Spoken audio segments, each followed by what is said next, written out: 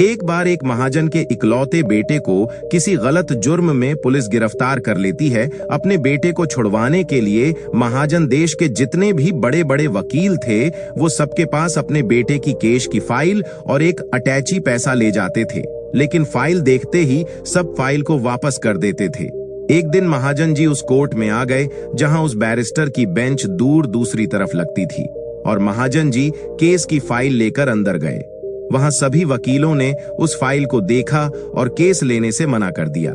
फिर महाजन जी थके हारे उसी बैरिस्टर के बेंच के आ गए और रोने लगे कि ये मेरे बेटे का केस है, इस केस को लेने से सब इनकार कर रहे हैं, अब आप ही आखिरी वकील हो जिसे मैं ये फाइल दिखा रहा हूं। उन्होंने उनका केस ले लिया और 2 दिन बाद ही केस की सुनवाई थी। जब सुनवाई शुरू हुई तो विपक्ष के वकील ने अपनी दलीलें पेश की और फिर जज साहब ने पूछा कि बैरिस्टर, क्या आप अपने मुवक्किल के सफाई में कुछ कहना चाहेंगे? बैरिस्टर ने मना कर दिया। सब लोग सन्न रह गए और बैरिस्टर को उल्टा सीधा बोलने लगे। फिर जज साहब ने कहा, तमाम सबूतों और बयानों को मद्देनजर रखते हुए ये अदालत दोषी करार देते हुए फांसी की सजा सुनाती है और फांसी की तारीख 2 दिन बाद मुकर्रर करती है।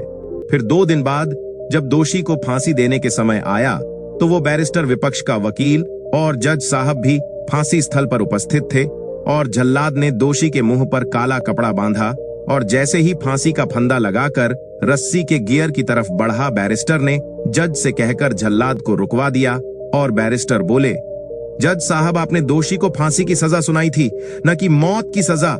अगर इस फांसी से दोषी की मौत होती है तो उसके जिम्मेदार आप होंगे। तभी से जब भी किसी को फांसी की सजा होती है तो जज साहब ये नहीं कहते कि दोषी को फांसी की सजा सुनाई जाती है, बल्कि ये कहते हैं कि तमाम सबूतों और बयानों को मद्देनजर रखते हुए ये अदालत दोषी को सजा ए मौत का हुक्म देती है। नमो बुद्धाय।